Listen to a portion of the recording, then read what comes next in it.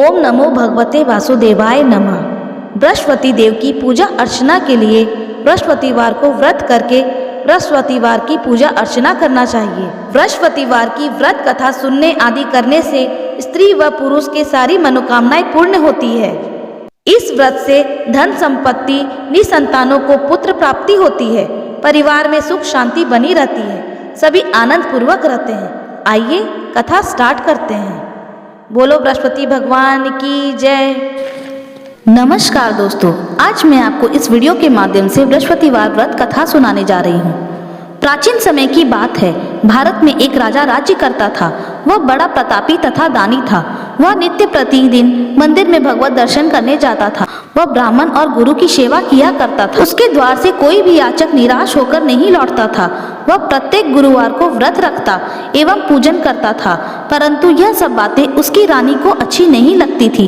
वह ना व्रत करती और ना किसी को एक भी पैसा दान में देती थी। वह राजा से भी ऐसा करने को मना किया करती थी।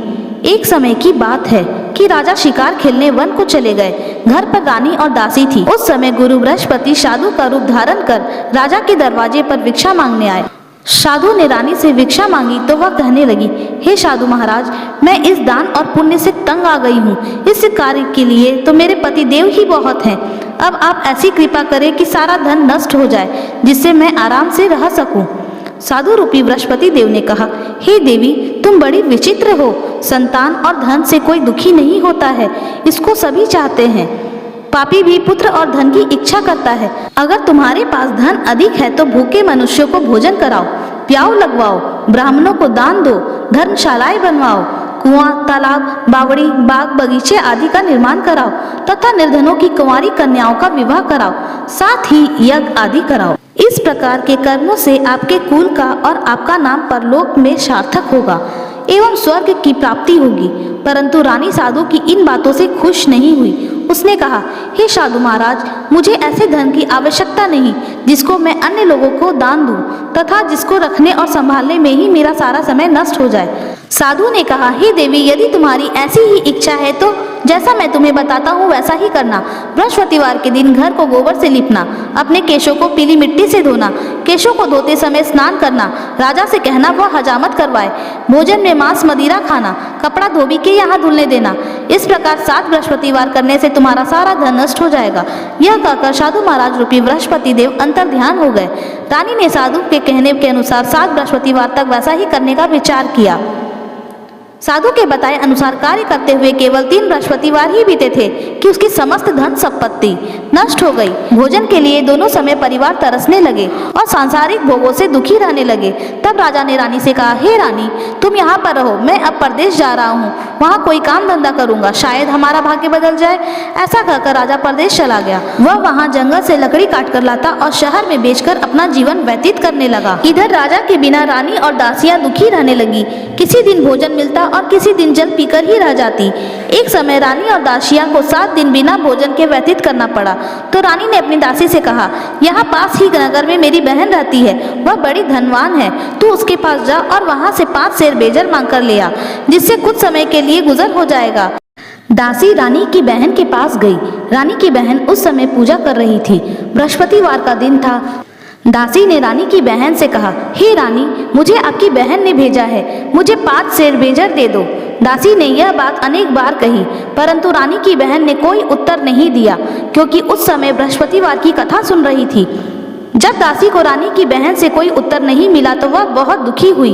उसे क्रोध भी आया। वह लौटकर रानी से बोली, हे रानी, आपकी बहन बहुत ही धनी स्त्री है, वह छोटे लोगों से बात नहीं करती। मैंने उससे कहा तो उसने कोई उत्तर नहीं दिया, मैं वापस चली आई। रानी बोली, हे दासी, इसमें उसका कोई दोष नहीं है। जब बुरे दिन आते हैं तो कोई सहारा नहीं देता। अच्छे बुरे का पता विपत्ति में ही लगता है। जो ईश्वर की इच्छा होगी वही होगा। यह सब हमारे भाग्य का दोष है।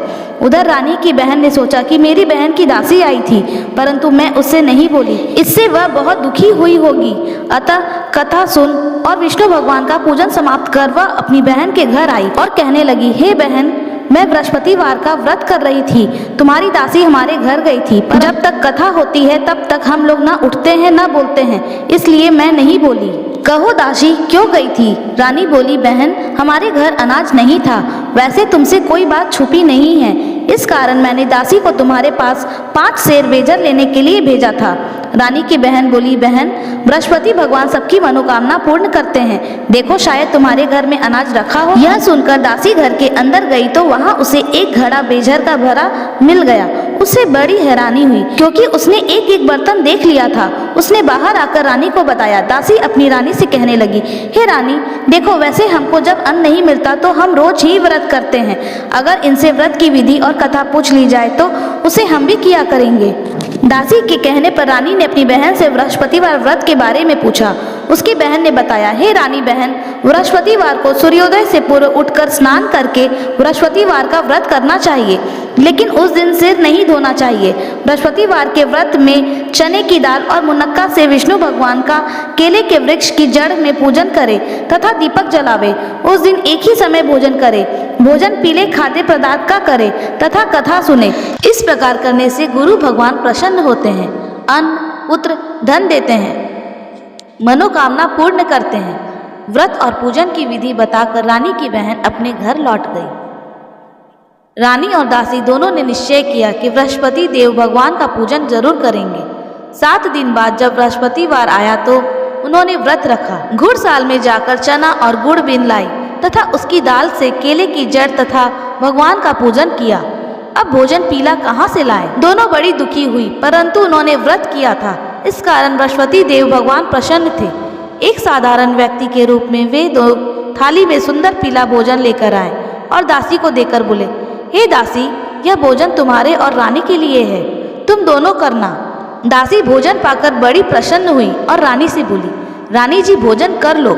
रानी को भोजन आने के बारे में कुछ पता नहीं था, इसलिए वह दासी से बोली, जा तू ही भोजन कर, क्यों तू हमारी व्यर्थ में हंसी उड़ाती है? दासी बोली, एक व्यक्ति भोजन दे गया है। रानी कहने लगी, वह भोजन तेरे लिए ही दे गया है, तू ही भोजन कर। वह व्यक्ति हम दोनों के लिए 2 थालों में भोजन दे गया है, इसलिए मैं और आप दोनों ही साथ साथ भोजन करेंगे। दोनों ने गुरु भगवान को नमस्कार कर भोजन प्रारंभ किया। उसके बाद से वे प्रत्येक बृहस्पतिवार को गुरु भगवान का व्रत और पूजन करने लगी। बृहस्पति भगवान की कृपा से उनके पास धन हो गया, परंतु रानी फिर पहले की तरह से आलस्य करने लगी। तब दासी बोली, देखो रानी, तुम पहले भी इस प्रकार आलस्य करती थी। तुम्हें धन रखने में बहुत कष्ट होता था, इस कारण सभी धन नष्ट हो गया। अब गुरु भगवान की कृपा से धन मिला है तो फिर तुम्हें आलस्य होता है। बड़ी मुसीबतों के बाद हमने यह धन पाया है, इसलिए हमें दान पुण्य करना चाहिए। तुम भूखे मनुष्यों को भोजन कराओ, प्याऊ लगवाओ, ब्राह्मणों को दान दो, कुआं, तालाब, बावड़ी आदि का निर्माण करवाओ, मंदिर, पाठशाला बनवाकर दान दो, कुंवारी कन्याओं का विवाह करवाओ, धन को शुभ कार्यों में खर्च करो, जिससे तुम्हारे कुल का यश बढ़े तथा स्वर्ग प्राप्त हो और पितर प्रसन्न हो। दासी की बात मानकर रानी ने इसी प्रकार के कर्म करने प्रारंभ किए, जिससे उनका काफी यश फैलने लगा। एक दिन रानी और दासी आपस में विचार करने लगी कि न जाने राजा किस दशा में होंगे, उनकी कोई खोज खबर नहीं है। गुरु भगवान से उन्होंने प्रार्थना की और भगवान ने रात्रि में राजा को स्वप्न में कहा, हे राजा, उठ, तेरी रानी तुझको याद करती है, अब अपने देश को लौट जा। राजा प्रातःकाल उठकर जंगल से लकड़ियां काटकर लाने के लिए जंगल की ओर चल पड़ा। जंगल से गुजरते वक्त वह सोचने लगा, रानी की गलती से उसे कितने दुख भोगने पड़े। राजपाट छोड़कर उसे जंगल में आकर रहना पड़ा। जंगल से लकड़ियां काटकर उन्हें बेचकर गुजारा करना पड़ा। उसी समय उस जंगल में बृहस्पति देव एक साधु का रूप धारण कर आए और राजा के पास आकर बोले, हे लकड़हारे, तुम इस सुनसान जंगल में किस चिंता में बैठे हो, मुझे बतलाओ। यह सुन राजा के नेत्रों में जल भर आया और साधु से वंदना कर बोला, हे प्रभु, आप सब कुछ जानने वाले हैं। इतना कहकर राजा ने साधु को अपनी संपूर्ण कहानी सुना दी। महात्मा दयालु होते हैं। वे राजा से बोले, हे राजा, तुम्हारी पत्नी ने बृहस्पति देव के प्रति अपराध किया था, जिसके कारण तुम्हारी यह दशा हुई। अब तुम किसी प्रकार की चिंता मत करो, भगवान तुम्हें पहले से अधिक धन देंगे। देखो, तुम्हारी पत्नी ने बृहस्पतिवार का व्रत प्रारंभ कर दिया है। अब तुम भी बृहस्पतिवार का व्रत करके चने की दाल व गुड़ जल की लोटे में डालकर केले का पूजन करो, फिर कथा कहो या सुनो, भगवान तुम्हारी सब कामनाओं को पूर्ण करेंगे। साधु को प्रसन्न देखकर राजा बोले, हे प्रभु, मुझे लकड़ी बेचकर इतना पैसा भी नहीं बचता जिससे भोजन करने के उपरांत कुछ बचा सकूं। मैंने रात्रि में अपनी रानी को व्याकुल देखा है। मेरे पास कोई साधन नहीं जिससे समाचार जान सकूं। फिर फिर मैं बृहस्पति देव की क्या कहानी कहूँ, मुझको तो कुछ भी मालूम नहीं है। साधु ने कहा, हे राजा, तुम किसी बात की चिंता मत करो। बृहस्पतिवार के दिन तुम रोजाना की तरह लकड़ियां लेकर शहर में जाओ। तुम्हें रोज से दुगना धन प्राप्त होगा, जिससे तुम भली भांति भोजन कर लोगे तथा बृहस्पति देव की पूजा का सामान भी आ जाएगा। आइए अब बृहस्पति देव की कथा सुनते हैं। बृहस्पति देव की कथा इस प्रकार है। प्राचीन काल में एक बहुत ही निर्धन ब्राह्मण था। उसकी कोई संतान नहीं थी। वह नित्य पूजा पाठ करता, परंतु उसकी स्त्री बहुत मलिनता के साथ रहती थी। वह न स्नान करती और न किसी देवता की पूजन करती। प्रातः काल उठते ही सर्वप्रथम भोजन करती, बाद में कोई अन्य कार्य करती। ब्राह्मण देवता बहुत दुखी रहते थे। पत्नी को बहुत समझाते, किंतु उसका कोई परिणाम न निकलता। भगवान की कृपा से ब्राह्मण की स्त्री को कन्या उत्पन्न हुई। वह कन्या अपने पिता के घर में बड़ी होने लगी। वह बालिका प्रातः स्नान करके भगवान विष्णु का जाप करती। वह बचपन से ही बृहस्पतिवार का व्रत भी करने लगी। पूजा पाठ समाप्त कर स्कूल जाते समय अपनी मुट्ठी में जौ भरकर ले जाती और पाठशाला जाने के मार्ग में डालती जाती। वही जौ स्वर्ण हो जाते और लौटते समय उनको बीन कर घर ले आती। एक दिन वह बालिका सूप में उन सोने के जौ को फटक कर साफ कर रही थी। तभी उसकी माँ ने देख लिया और कहा, हे बेटी, सोने की जौ को फटकने के लिए सोने का सूप होना चाहिए। दूसरे दिन गुरुवार था। इस कन्या ने व्रत रखा और बृहस्पति देव से प्रार्थना करके कहा, हे प्रभु, यदि मैंने सच्चे मन से आपकी पूजा करी हो तो मुझे सोने का सूप दे दो। बृहस्पति देव ने उसकी प्रार्थना स्वीकार कर ली। रोजाना की तरह वह कन्या जौ फैलाती हुई स्कूल चली गई। स्कूल से लौटकर जब वह जौ बीन रही थी तो वह बृहस्पति देव की कृपा से उसे सोने का सूप मिला। उसे वह घर ले आई। उससे जौ साफ करने लगी, परंतु उसकी माँ का वही ढंग रहा। एक दिन की बात है, वह कन्या सोने के सूप में जौ साफ कर रही थी। उस समय उस नगर का राजकुमार वहां से होकर निकला। इस कन्या के रूप में सोने के सूप में जौ को साफ करते देखकर वह उस कन्या पर मोहित हो गया।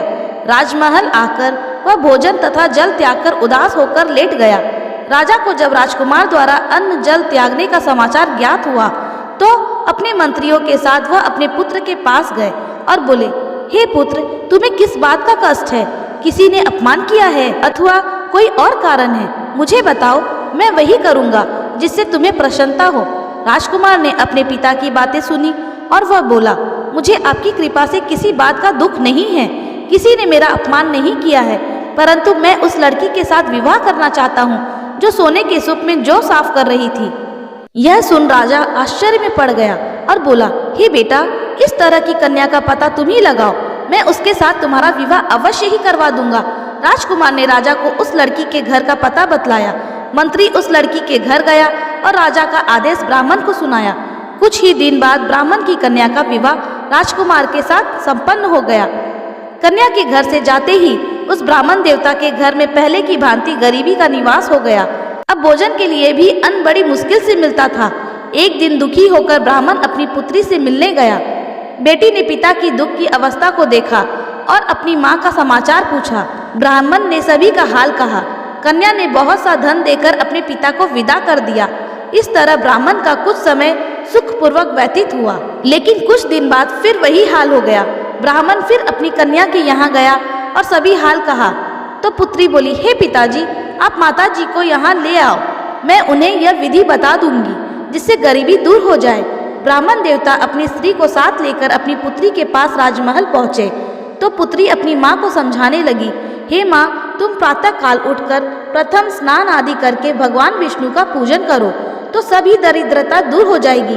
परंतु उसकी माँ ने उसकी एक बात नहीं मानी। वह प्रातः काल उठकर अपनी पुत्री का बचा हुआ झूठन खा लेती थी। एक दिन उसकी पुत्री को बहुत गुस्सा आया। उसने एक रात एक कोठरी से सारा सामान निकाल दिया और अपनी माँ को उसमें बंद कर दिया। प्रातः उसमें से उसे निकाला तथा स्नान आदि करा के पूजा पाठ करवाया तो उसकी माँ की बुद्धि ठीक हो गई। इसके बाद वह नियम से पूजा पाठ करती और प्रत्येक बृहस्पतिवार को व्रत रखने लगी। इस व्रत के प्रभाव से उसकी माँ भी बहुत धनवान हो गई और बृहस्पति देव भगवान की कृपा से स्वर्ग को गई। वह ब्राह्मण भी सुखपूर्वक इस लोक का सुख भोग कर स्वर्ग को प्राप्त हुआ। इस तरह कहानी कहकर साधु देवता वहां से लोप हो गए। धीरे धीरे समय व्यतीत होने पर फिर बृहस्पतिवार का दिन आया। राजा जंगल से लकड़ी काटकर किसी शहर में बेचने गया। उसे उस दिन और दिनों से अधिक धन मिला। राजा ने चना गुड़ आदि लाकर बृहस्पतिवार का व्रत किया। उस दिन से उसके सभी क्लेश दूर हुए। परंतु जब अगला गुरुवार का दिन आया तो वह बृहस्पतिवार का व्रत करना भूल गया। इस कारण बृहस्पति भगवान नाराज हो गए। उस दिन उस नगर के राजा ने विशाल यज्ञ का आयोजन किया तथा अपने समस्त राज्य में घोषणा करवा दी कि कोई भी मनुष्य अपने घर में भोजन न बनाए तथा आग भी न जलाए। समस्त लोग मेरे यहाँ भोजन करने आवे। इस आज्ञा को जो न मानेगा उसको फांसी की सजा दी जाएगी। राजा की आज्ञा अनुसार राज्य के सभी वासी राजा के भोज में सम्मिलित हुए, लेकिन लकड़हारा कुछ देर से पहुंचा, इसलिए राजा उसको अपने साथ महल में ले गए। जब राजा लकड़हारे को भोजन करा रहे थे तो रानी की दृष्टि उस खूंटी पर पड़ी जिस पर उसका हार लटका हुआ था। उसे हार खूंटी पर लटका दिखाई नहीं दिया। रानी को निश्चय हो गया कि मेरा हार इसी लकड़हारे ने चुरा लिया है। उसी समय सैनिक बुलवाकर उसको जेल में डलवा दिया। जब लकड़हारा जेल खाने में गया तो बहुत दुखी होकर विचार करने लगा कि न जाने कौन से पूर्व जन्म के कर्म से मुझे यह दुख प्राप्त हुआ है, और उसी साधु को याद करने लगा जो जंगल में मिला था। तत्काल बृहस्पति देव साधु के रूप में प्रकट हो गए और उसकी दशा को देखकर कहने लगे, अरे मूर्ख, तूने बृहस्पति देव की कथा नहीं कही, इसी कारण तुझे दुख प्राप्त हुआ है। अब चिंता मत कर, बृहस्पतिवार के दिन जेल खाने के दरवाजे पर 4 पैसे पड़े मिलेंगे, उनसे तू बृहस्पति देव की पूजा करना, तेरे सभी कष्ट दूर हो जाएंगे। अगले बृहस्पतिवार उसे जेल के द्वार पर 4 पैसे मिले। राजा ने पूजा का सामान मंगवा कर कथा कही और प्रसाद बांटा। उसी रात्रि को बृहस्पति देव ने उस नगर के राजा को स्वप्न में कहा, हे राजा, तूने जिस आदमी को जेल खाने में बंद कर दिया है वह निर्दोष है, वह राजा है, उसे छोड़ देना। रानी का हार उसी खूंटी पर लटका हुआ है। अगर तू ऐसा नहीं करेगा तो मैं तेरे राज्य को नष्ट कर दूंगा। राजा प्रातः काल उठा और खूंटी पर हार टंगा देखकर लकड़हारे को बुलवाकर क्षमा मांगी तथा राजा के योग्य सुंदर वस्त्र आभूषण भेंट कर उसे विदा किया। गुरुदेव की आज्ञा अनुसार राजा अपने नगर को चल दिया। राजा जब नगर के निकट पहुंचा तो उसे बड़ा ही आश्चर्य हुआ। नगर में पहले से अधिक बाग, तालाब और कुएं तथा बहुत सी धर्मशालाएं, मंदिर आदि बने हुए थे। राजा ने पूछा कि यह किसका बाग और धर्मशाला है। तब नगर के सभी लोग कहने लगे कि यह सब रानी और दासी द्वारा बनवाए गए हैं। राजा को आश्चर्य हुआ और गुस्सा भी आया। जब रानी ने खबर सुनी कि राजा आ रहे हैं तो उसने अपनी दासी से कहा, हे दासी, देख, राजा हमको कितनी बुरी हालत में छोड़ गए थे। वह हमारी ऐसी हालत देखकर लौट ना जाए, इसलिए तू दरवाजे पर खड़ी हो जा। रानी की आज्ञा अनुसार दासी दरवाजे पर खड़ी हो गई। जब राजा आए तो उसे अपने साथ महल में ले आना। राजा ने क्रोध करके अपनी तलवार निकाली और रानी से पूछने लगा, बताओ, यह धन तुम्हें कैसे प्राप्त हुआ है? तब रानी ने बतलाया, हमें यह सब धन बृहस्पति देव की व्रत के प्रभाव से प्राप्त हुआ है। राजा ने तब निश्चय किया कि 7 रोज बाद तो सभी बृहस्पति देव का पूजन करते हैं, परंतु मैं रोजाना दिन में 3 बार कथा करूंगा तथा रोज व्रत किया करूंगा। अब हर समय राजा के दुपट्टे में चने की दाल बंधी रहती तथा दिन में 3 बार कथा कहता। एक रोज राजा ने विचार किया कि चले अपनी बहन के यहाँ हो आवे। इस तरह का निश्चय कर राजा घोड़े पर सवार हो अपनी बहन के यहाँ चल दिया। मार्ग में उसने देखा कि कुछ आदमी एक मुर्दे को लिए जा रहे हैं। उन्हें रोककर राजा ने कहा, अरे भाइयों, मेरी बृहस्पतिवार की कथा सुन लो। वे बोले, लो, हमारा तो आदमी मर गया है, इसको अपनी कथा की पड़ी है। परंतु कुछ आदमी बोले, अच्छा कहो, हम तुम्हारी कथा भी सुनेंगे। राजा ने दाल निकाली और कथा कहनी शुरू कर दी। जब कथा आधी हुई तो मुर्दा हिलने लगा और जब कथा समाप्त हुई तो राम राम करते हुए वह मुर्दा खड़ा हो गया। राजा आगे बढ़ा। उसे चलते चलते शाम हो गई। आगे मार्ग में उसे एक किसान खेत में हल चलाता मिला। राजा उससे बोला, अरे भैया, तुम मेरी बृहस्पतिवार की कथा सुन लो। किसान बोला, जब तक मैं तेरी कथा सुनूंगा तब तक 4 हरैया जोत लूंगा। जा अपनी कथा किसी और को सुनाना। जा आगे चलने लगा। राजा के हटते ही बैल पछाड़ खाकर गिर गए तथा किसान के पेट में बहुत जोर से दर्द होने लगा। उसी समय किसान की पत्नी रोटी लेकर आई। उसने जब यह देखा तो उसने पुत्र से सब हाल पूछा। बेटे ने सभी हाल बता दिया। बुढ़िया दौड़ी दौड़ी उस घुड़सवार के पास गई और उससे बोली, मैं तेरी कथा सुनूंगी, तू अपनी कथा मेरे खेत पर ही चलकर कहना। राजा ने लौटकर बुढ़िया के खेत पर जाकर कथा कही, जिसके सुनते ही बैल खड़े हो गए तथा किसान के पेट का दर्द भी बंद हो गया। राजा अपनी बहन के घर पहुंच गया। बहन ने भाई की खूब मेहमानी की। दूसरे रोज प्रातःकाल राजा जागा तो वह देखने लगा कि सब लोग भोजन कर रहे हैं। राजा ने अपनी बहन से जब पूछा कि ऐसा कोई मनुष्य है जिसने भोजन नहीं किया हो तो मेरी बृहस्पतिवार की कथा सुन ले। तो बहन बोली, हे भैया, यह देश ऐसा ही है, पहले यहाँ के लोग भोजन करते हैं, बाद में अन्य काम करते हैं। अगर पड़ोस में कोई हो तो देख कर आती। ऐसा कहकर बहन देखने चली गई, परंतु उसे कोई भी ऐसा व्यक्ति नहीं मिला जिसने भोजन न किया हो। वह एक कुम्हार के घर गई जिसका लड़का बीमार था। उसे मालूम हुआ कि उसके यहाँ 3 दिन से किसी ने भोजन नहीं किया है। रानी ने अपने भाई की कथा सुनने के लिए कुम्हार से कहा। वह तैयार हो गया। राजा ने जाकर बृहस्पतिवार की कथा कही, जिसको सुनकर उसका लड़का ठीक हो गया। अब तो राजा की प्रशंसा होने लगी।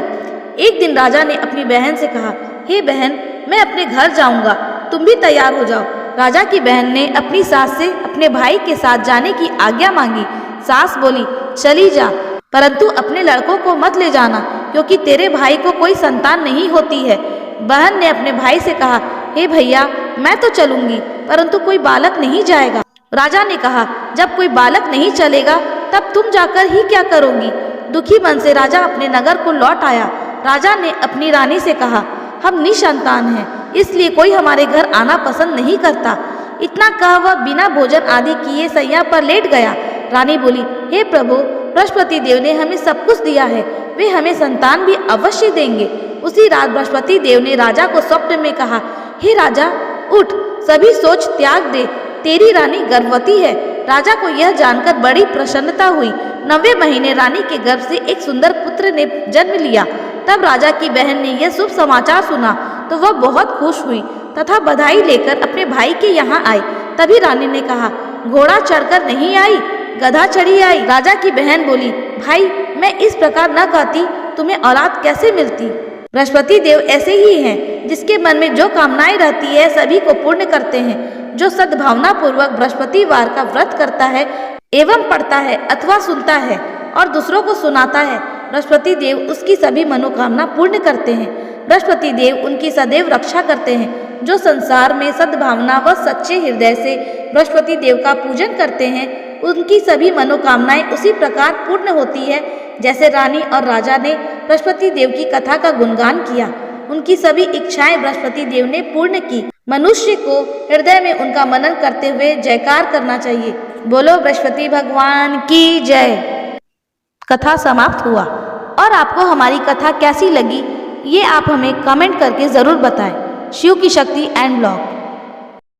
ठीक, अगर आपको हमारी बृहस्पतिवार की कथा अच्छी लगी तो ऐसी ही जानकारी और कथा लाने के लिए आप हमारे चैनल को सब्सक्राइब